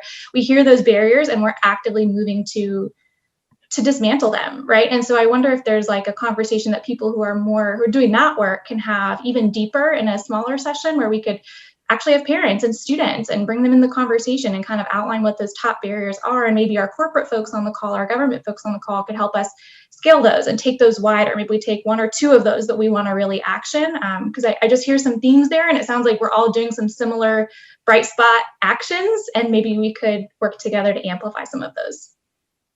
Thanks for that thought, Julie. Sheila, did you have a comment on that? Because there are a couple themes here, right? Employer engagement and so forth. Yeah, go ahead. Yeah, I actually, my comment was less on that, but really kind of going back to a couple of themes that were coming up around, social emotional, the mental health indicator that I think Matt talked about. Girish was talking about, working with the kids. But this time has been particularly difficult for student athletes, especially, that's a group that's been really not been able to engage in the thing that they're the most passionate about. Specific kind of innovation that I've started to see come up, which is, sort of, I think, taking, it's not, probably was started prior to this, but certainly is very relevant now, is help for these student athletes who are, they're cool jocks. They can't show their weakness, that they are not, they're afraid, they don't know that they can't show their emotional needs. So having these safe spaces and communities amongst themselves to express concerns, share their issues, ask questions, get information, and especially as they get gamified, it's a really interesting way that it starts to drive further engagement. So you can use the technology really to solve the problem of creating that community. So starting to see a little bit of movement there, and I thought that was like a really interesting way to leverage the technology in a way that's positive, creating a community, creating a safe space for a particular group that's having trouble. Thank you, Sheila. I think Vijay, you want to go next, Vijay Shah? Sure, thanks. I hope I don't get cut off this time. I just wanted to share, I love the point that Girish, I think, brought up, and about, what are the students saying? Actually, this morning I sat with my elementary students, and I was just asking them, hey, if you're at a conference in front of, a bunch of people from all over the world, what would you share? And it was so profound. I mean, they were saying how, like, if we can just have these tools and technology and just learn on our own, we really don't need that much help. Learning never stops, whether I'm in a classroom or at a home or wherever. Just really, really cool insight. So I just kind of want to share their story. This is very little to do with me and more about their potential, which I think is kind of inspiring in terms of looking for solutions and thinking about what the future of education looks like. So when the pandemic hit, it basically over a weekend, it was like March 12th or something, 2020, where we had to shut down I think almost all the schools in Dallas. And so overnight we had to move to, virtual learning. And I had to lead a Socratic discussion, which is part of our model, that Monday morning. And our students, we had a discussion with 23 elementary students. I felt like I was like at some corporate Google office. Like, I'm not even joking. They were, telling each other to be quiet and mute their screens. These are kids ages 7 to 11. They were respectfully agreeing and disagreeing with each other, and their ability to adapt, their ability to learn. A few months later, they were doing rockets and chemistry experiments in their backyards. They were featured in like a news article. They created a documentary on psychology and my relationship with stuff. Our middle schoolers did. It was like a 4-part documentary while they were at home. And I think the power in all of this is twofold. One, children want to learn, they're curious, and they're excited to just be a contributing member of society and explore, right? And two, so their potential is just infinite. Laura Sandifer, who started the Acton model, says children are capable beyond anything we can ever imagine, and we see that in this model. And then the other point is that when you have models like Acton Academy, like ours, that take it sounds like, in Plano ISD and a lot more schools are shifting towards this, where you're using technology to foster self-paced learning, to promote project-based learning, right? So now you can do, the academic aspect, core skills, language development, math development in a few hours. And you can shift to things, I think, that like Rajat was talking about. What are they interested in? And so now we can do more projects, more things that spark curiosity. Another big thing is, I think Kristen, when she mentioned mastery-based learning, like, we don't need to move them along just because they're a certain age. If we can shift, maybe this is too radical for right now, but shifting to multi-age environments where they learn something, they master it, and then they move forward. Now we're not developing gaps. Now we're not developing these stigmas, these fixed mindset. Oh, I'm just bad at math or whatever. And technology has that power. And so a lot of this, we've just seen it firsthand here at the Humanist Academy, and it's been amazing. And ultimately, you can use, self-paced learning, develop skills, someone mentioned in the chat, Montessori method. Absolutely. Those types of principles, so that now I can think deeper about my connection to society and how I can be, do something meaningful with my life, develop entrepreneurship skills in those project, aspects and stuff like that, so that everybody can feel like, hey, I can, contribute and do something that I love. So just wanted to share that.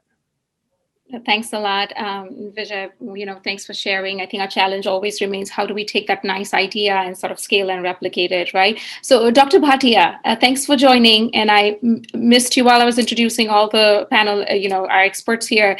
So please share your thoughts. I think you're on mute. We can't hear you. Yes. Can you? Yes. Yes.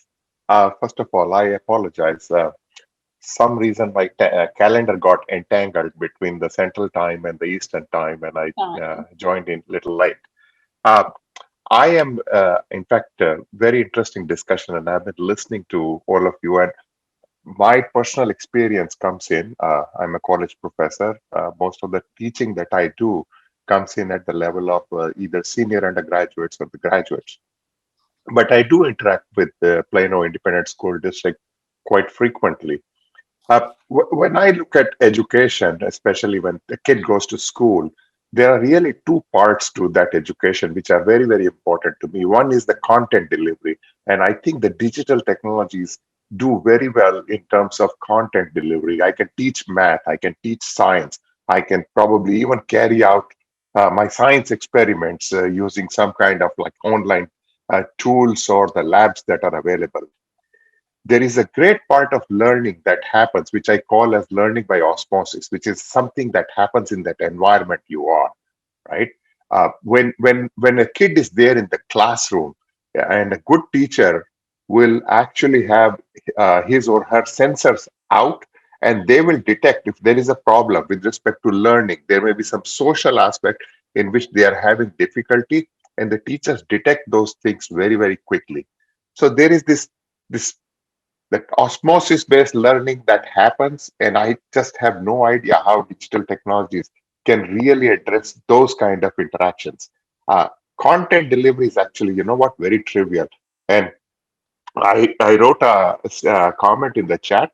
What I am worried more about is that when we come out of COVID into the normal mode, a lot of our teachers, including myself, we have learned new technologies, and we would expect that this is how things will be delivered now.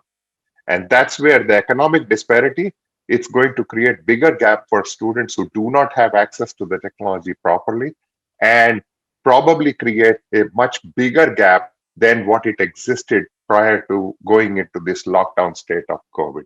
So uh, not really giving solutions, but these are some of the issues that I really sort of worried about. And I'll come back with my opinion on solutions in just a moment, please. Yeah. No, that's a great perspective about osmosis learning. We've not, directly talked about that during the conversation. So thanks for bringing that up. Mrs. Surji, I think you raised your hand there. Yes. Hi, everyone. My name is Serge.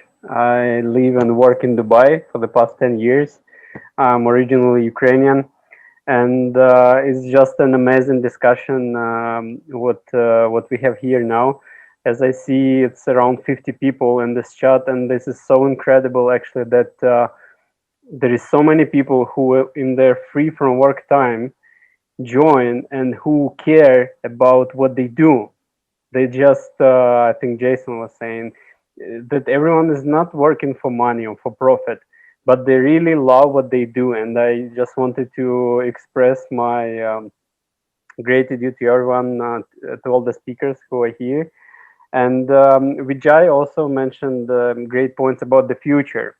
And since I participate in the volunteer project Creative Society, that's what we do as well. In our free from work time, we reach out to people to try to empower them by examples, by inspiring examples, and to actually bring to everyone that this is our world, that each of us is a part of the community, each of us is a part of the society, and there is no like someone else's kids, or there is no like someone else's headache. We are all together in this world, and actually this is a question of our future, like Vijay was mentioning. And that's actually what I wanted to ask, since you are education professionals with huge experience. Maybe just briefly in 2-3 points, how do you envision education of the future, if you wish, in the creative society or in the ideal society? Given that we as people, we managed to make this step forward, step over our egos, so-called differences or something like that, but in reality we all want the same. So how do you see the future of education in such a society?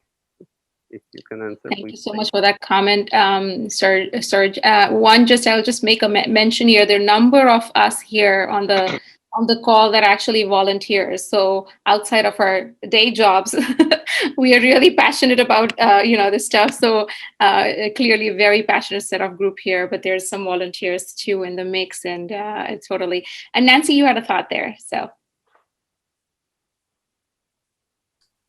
You know what, the thoughts as the conversations move on, my comment was really back on the how we serve our students, as far as not just academically, but what we have a department, and we have an assistant superintendent that oversees the student and family services.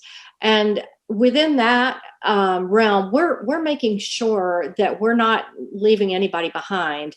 And we've partnered with food pantries in the area, and we have daily food distribution at multiple campuses for students who are remote, learning at home, and still need to have a meal.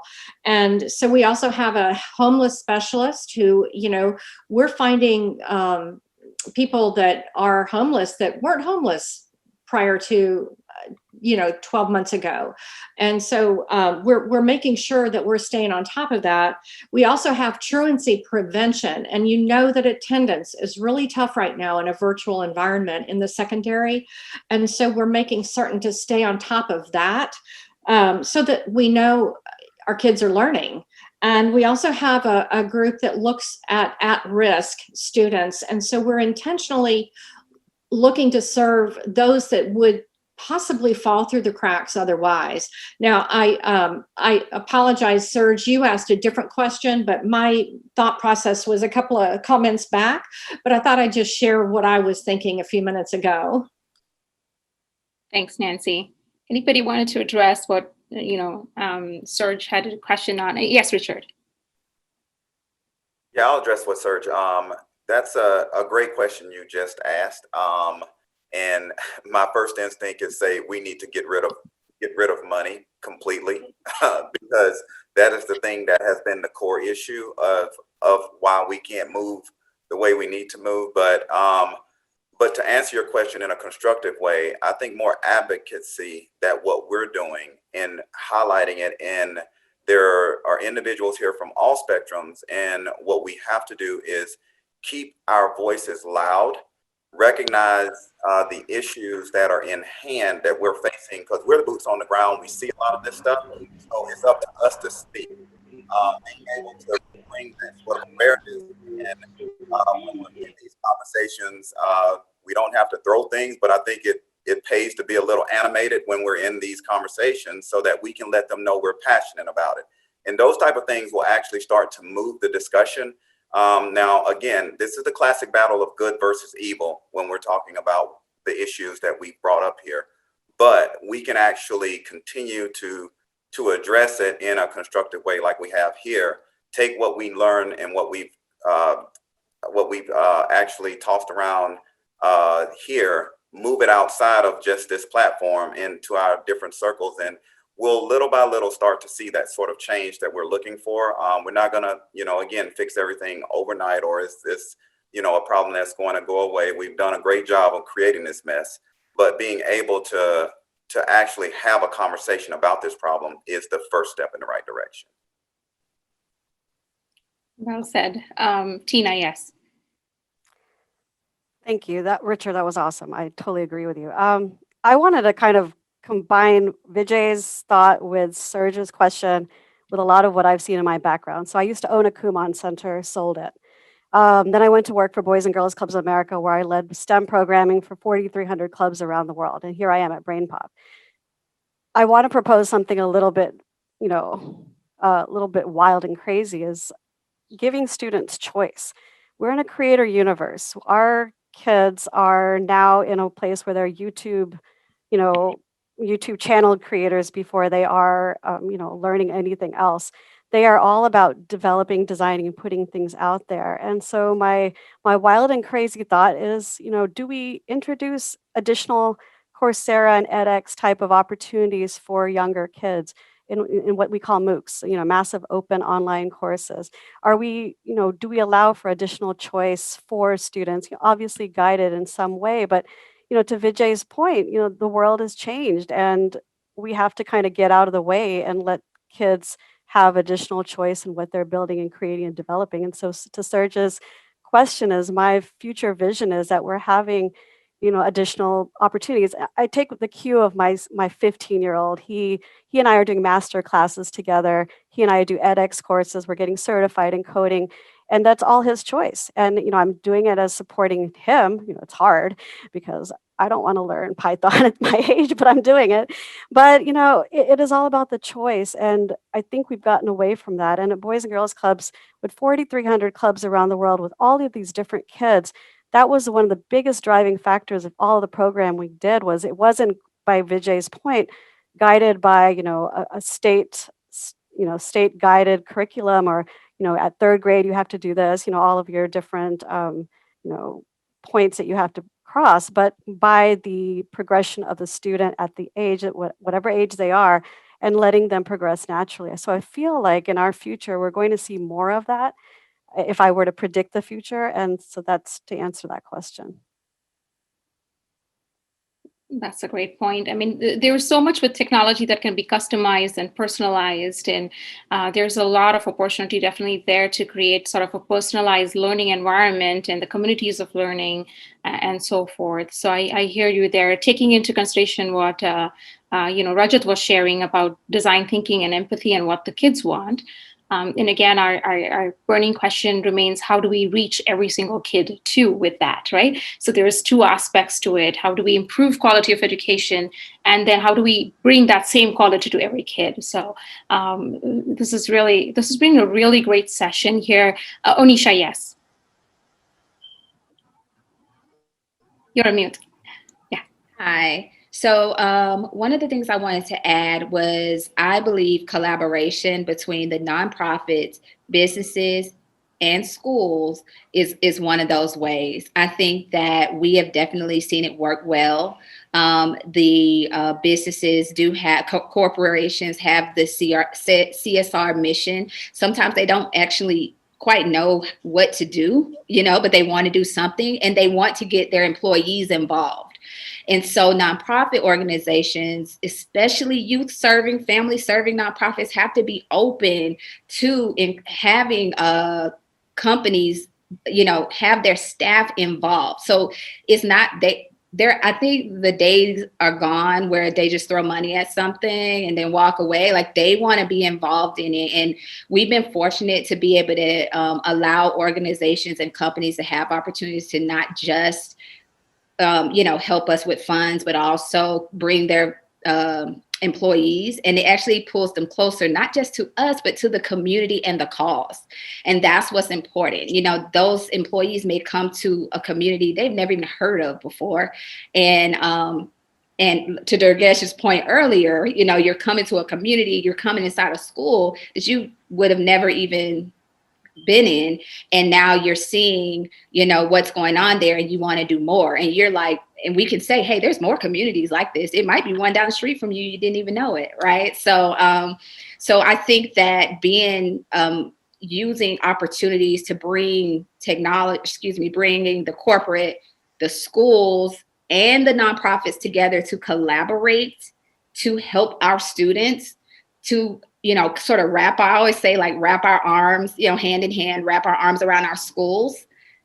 And that is one very innovative way that I can see us impacting change in such a positive way, because you can, now there's job opportunities, there's networking opportunities, there's, hey, that guy works at that fancy company, looks just like me, I want to work there. We took kids to SAP, and I still don't fully know what SAP does, but they're like, I want to work at SAP, because they found out that SAP technology is inside the Coca-Cola freestyle machine. So they're like, we want to work at SAP now.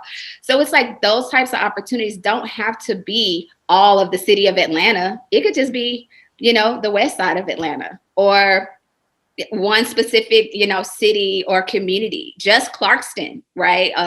And I'm naming places in Georgia, but but I mean, that's how micro this type of thing could work. And that's the approach that we're going to try to take in the future, to really take that community-based approach. And if we are the people that bring them together, great. If we're just the conduit for, even thinking of this way, that's great too.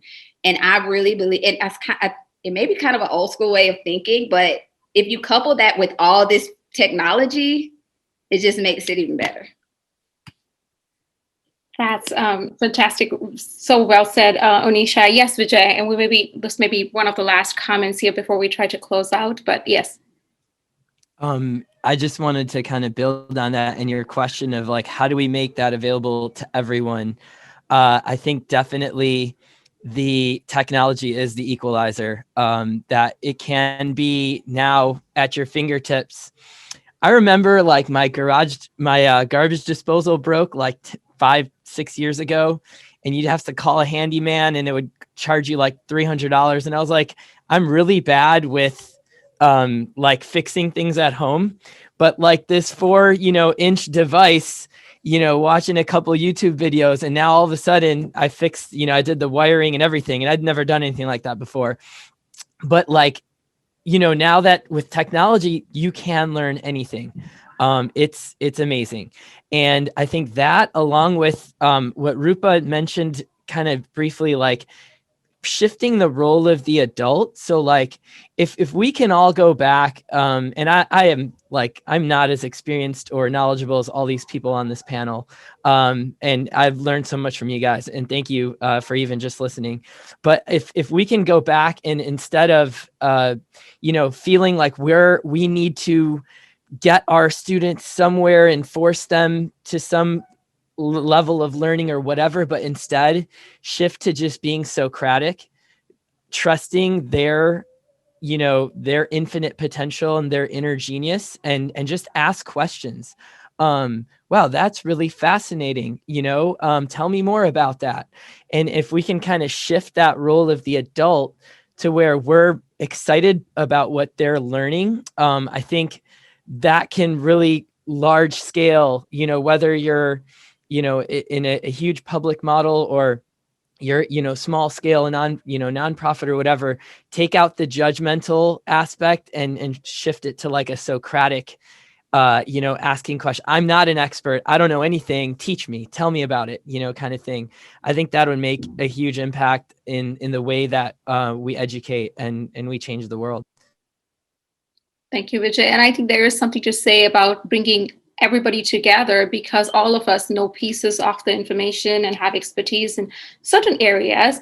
And when we are all together, the collective knowledge, the resources that we can bring to the table for something that we are so passionate about, whether it's volunteers, whether it is educators, education technology, nonprofits, anyone on this panel, like, I hate to call it panel because it's not a panel, it's experts or the attendees per se. It's just amazing amount of passion and hope, right, that we all see here. I want to add two more comments in there. And Vijay Bamulapalli, I think one thing that keeps coming to my mind is the motivation program we have, which goes back to that human touch, our psychology of, coming to school and being able to learn. Do you want to briefly touch on that? Because I think that's a very powerful program we have, and definitely something that's scalable. Yeah, sure. I hope you can hear me better now. A little better, a little closer, maybe we're better. Okay. So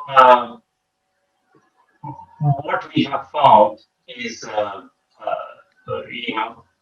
what's most important, and a lot of experts have touched upon the social emotional aspects and the connection between the teacher and the child is extremely critical in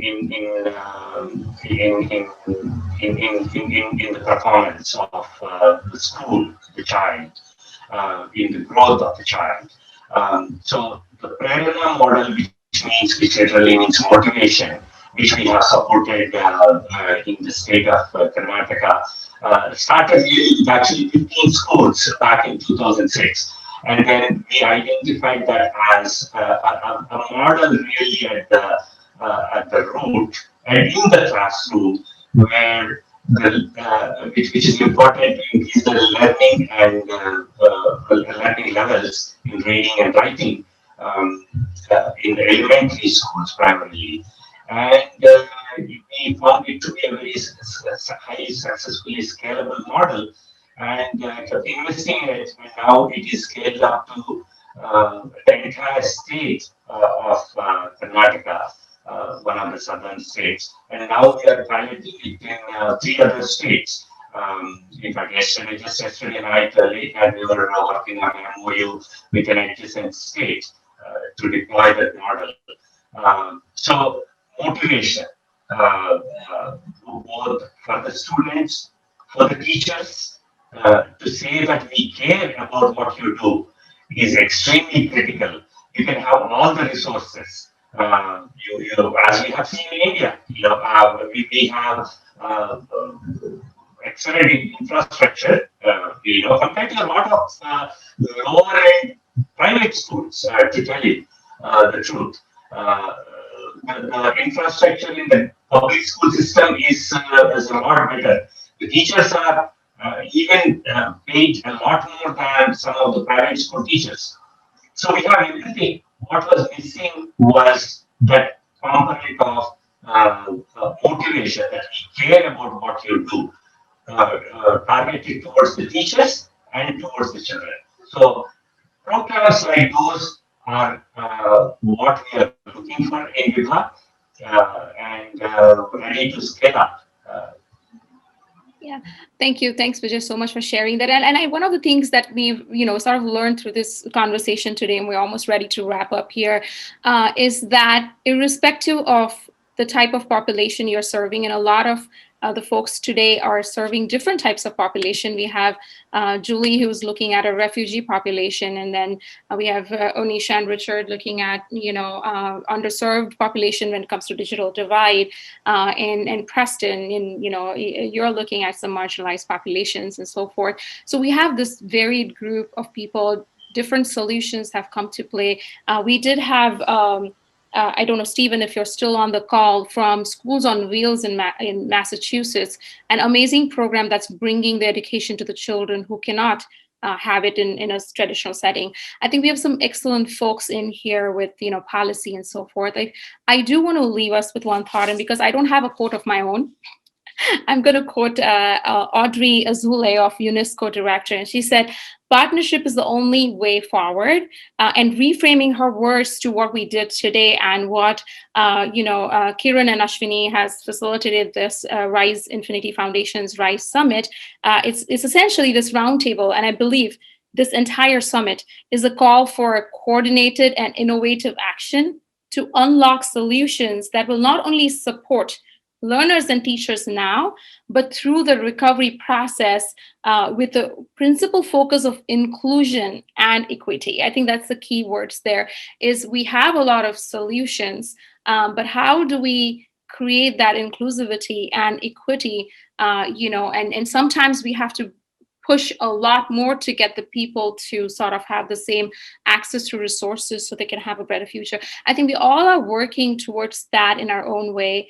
And a lot of this teamwork, which is very encouraging for me to hear, is, and for all of us to hear, is the technology itself is a conduit, but then we need the human aspect of it. We need the social emotional learning skills. And, again, CIS has done a fantastic job on creating that sort of a group of people that work with the children. And Rajat, what I'm hearing from you is that empathy sessions and the interviewing skills, bringing back the child, like Durgesh said, the child needs to be at the center of this, right? And using some of our technological innovations, whether it's what Dr. Bhatia shared or our Georgia Tech innovation teams are doing, sort of bringing all of that. They're just wonderful ideas. There is BrainPop and Khan Academy that's doing a wonderful job of creating digital resources that could be accessed by anyone, anywhere in the world.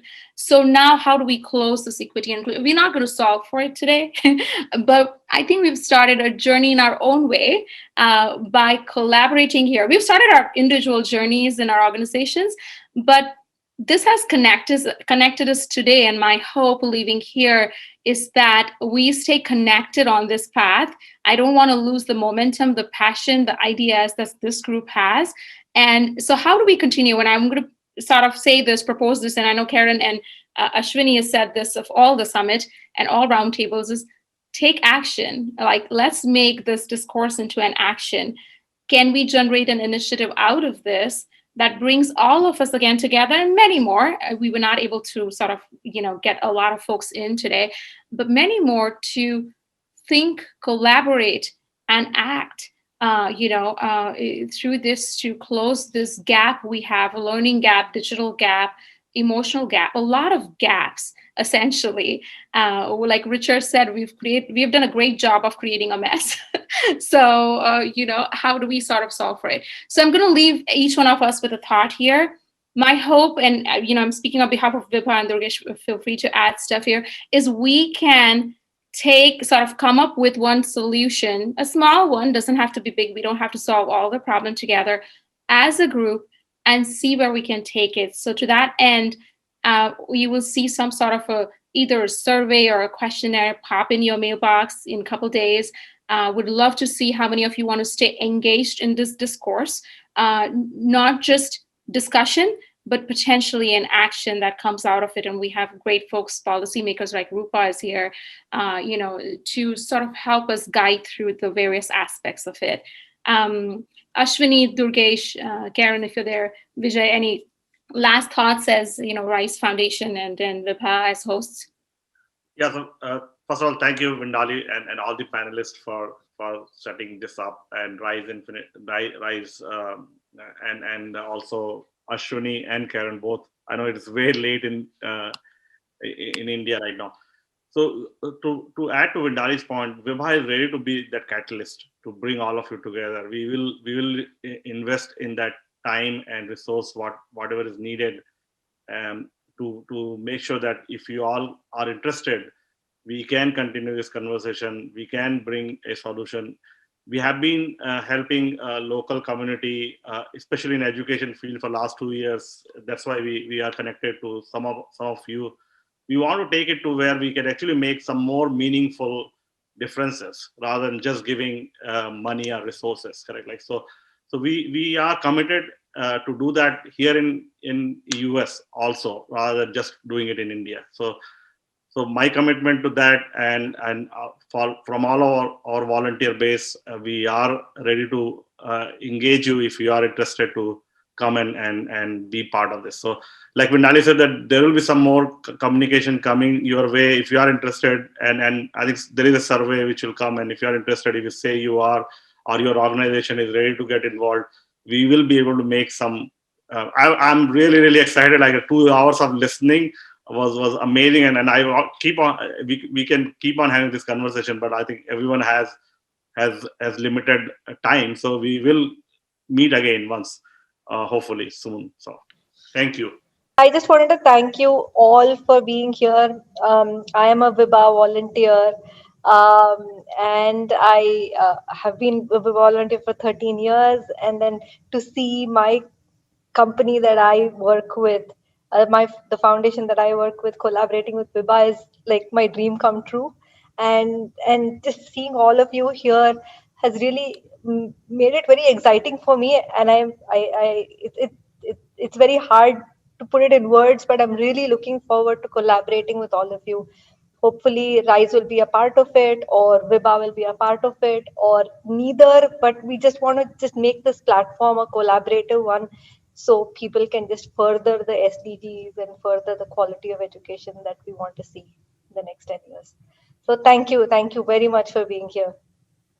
Thank you again, everybody. And I promise to send some notes from our discussion so we can continue the thread of, this wonderful thought process and thought leaders here. Thank you so much. Just a quick picture, maybe. Yes, okay. We lost a lot of folks already. Yeah, but it seems so.